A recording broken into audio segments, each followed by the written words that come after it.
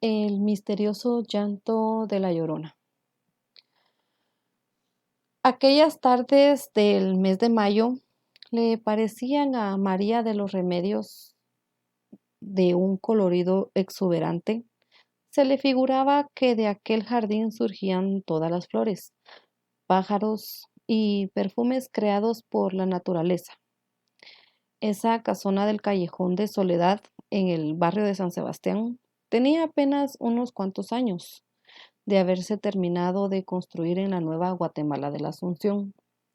Le recordaba tanto su antigua residencia en la ciudad de Santiago, destruida por los terremotos de Santa Marta. Por ello le producía profunda nostalgia. Gruesos muros imitaban el corredor de su alera de teja, las habitaciones eran altas y ventiladas. La enorme pila y los jardines imprimían a cada rincón un sello de misterio y solemnidad. Esa tarde en particular, María de los Remedios estaba marchita por la tristeza. La melancolía que reinaba en su casa la deprimía. Qué sola se encontraba.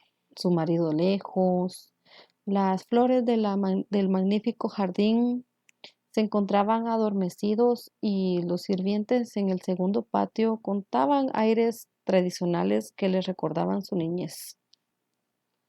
Esa tarde de mayo, María de los Remedios Salazar y Rodríguez de Palma veía con aflicción pasar ante sí su vida, la que muchas veces creyó desperdiciada.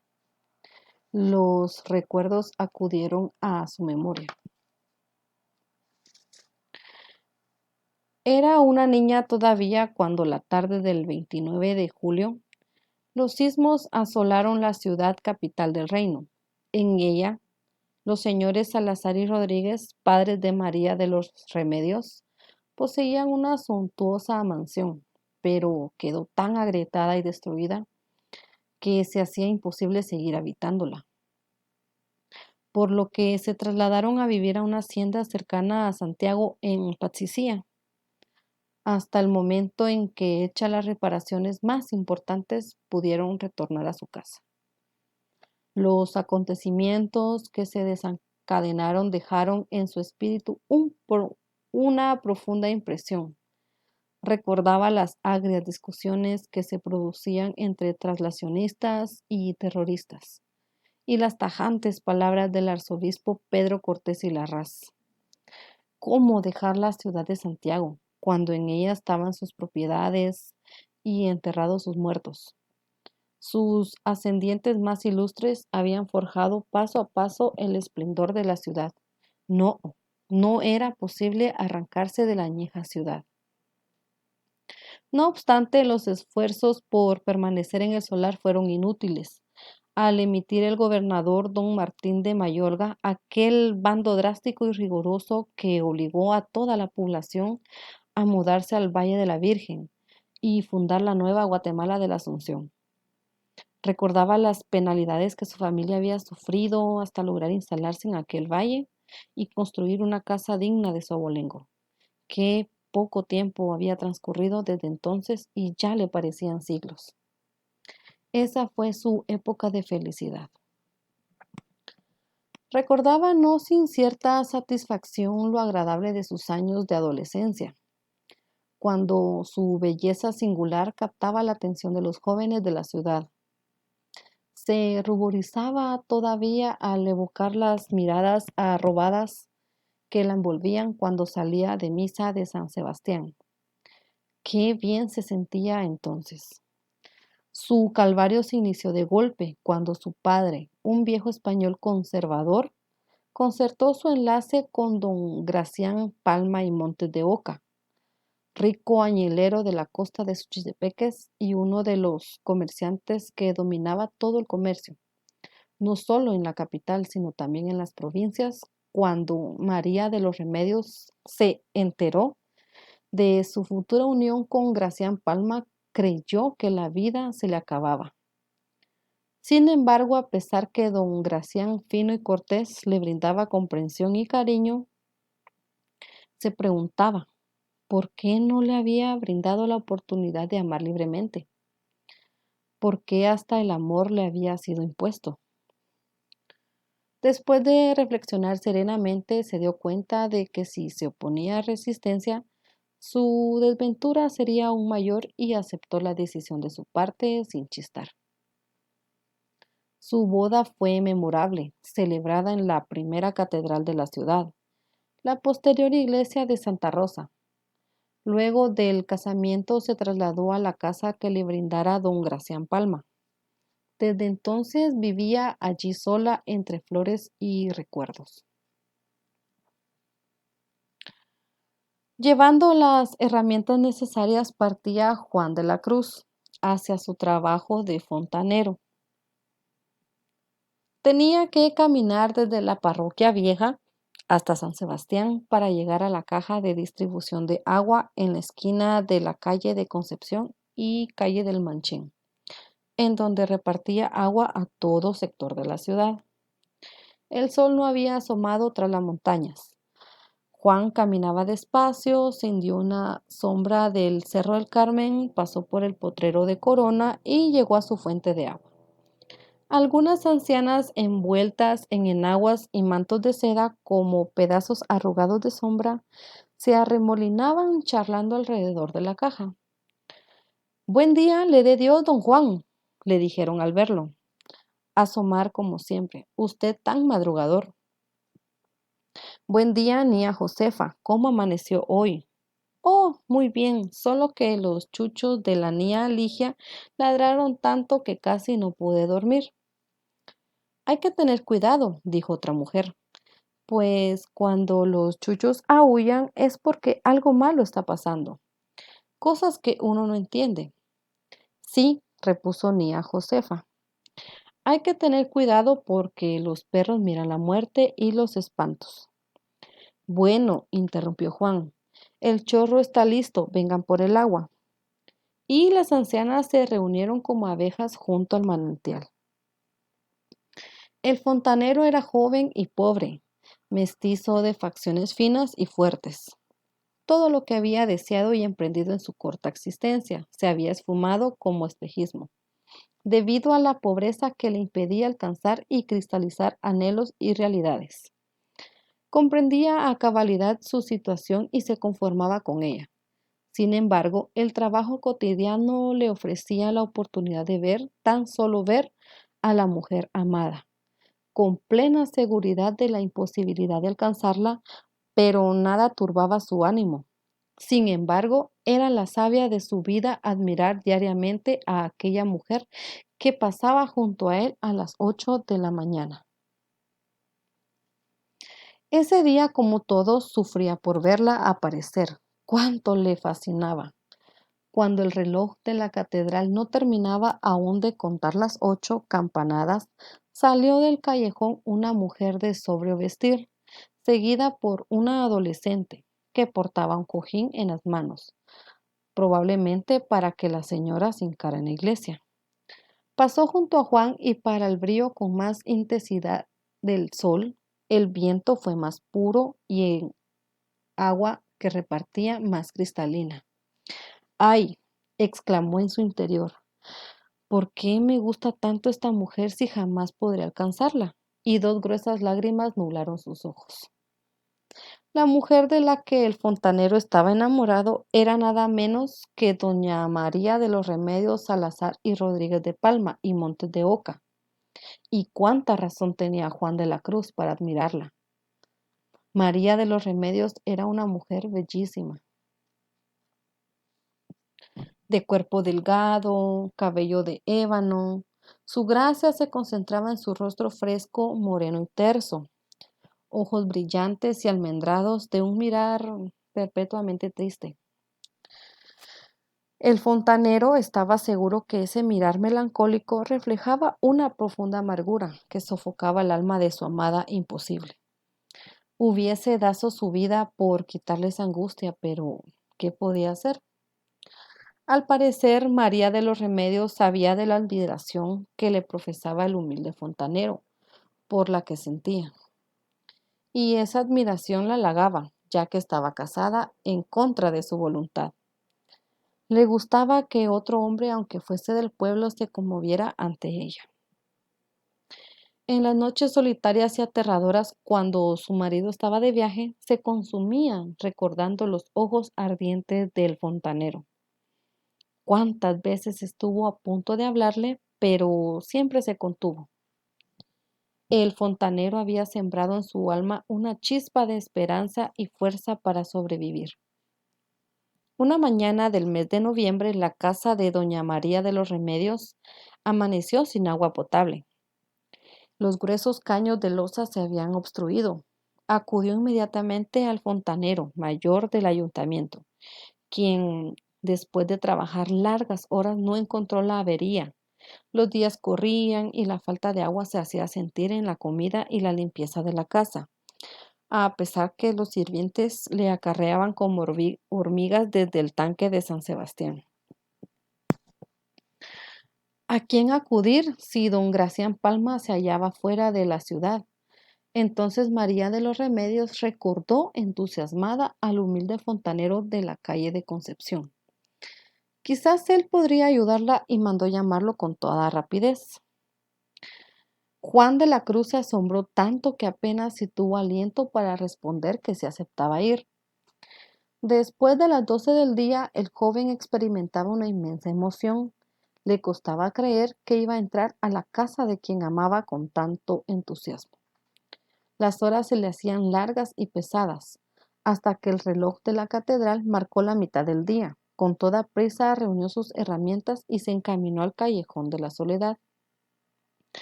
Al estar en presencia de la señora de Palma y Montes de Oca, se dio cuenta que si bien le había parecido bella de lejos, ahora que estaba a su lado lo era infinitamente más.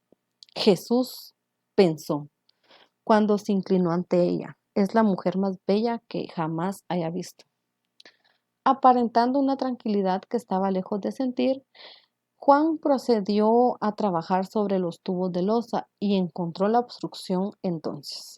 Quitó uno a uno los ladrillos del segundo patio mientras furtivamente detrás de una ventana María de los Remedios lo observaba con atención. El trabajo no era complicado, pero Juan aparentó que lo era. Así que llegó durante 7 días. Qué maravilloso era verla durante 2 minutos mientras pasaba por el corredor.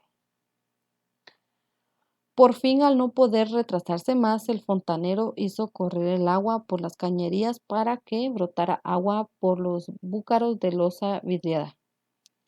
María de los Remedios, satisfecha, lo invitó a beber una jícara de chocolate en la enorme sala. Bien lo valía aquel trabajo. Desde entonces se estableció entre ambos una profunda y estrecha relación. La misma fuerza del amor los atraía enormemente y quebraba el pudor de María de los Remedios. En un principio, Juan retornaba con el propósito de revisar las tuberías y hacía lo posible por quedarse conversando con ella, hasta que los deseos inmensos de amarse se desbordaron. Y una noche Juan se deslizó fugazmente en la recámara de María de los Remedios. Allí permanecieron hasta que el alba suspiró en el cielo. Los amantes continuaron en su entrega secreta hasta que don Gracián Palma retornó al hogar durante una semana, para luego marcharse nuevamente. Entonces la felicidad de los amantes fue completa por largos meses, hasta que una noche María de los Remedios sintió profundos malestares, fuertes dolores de cabeza y náuseas. La abatieron en el lecho varios días.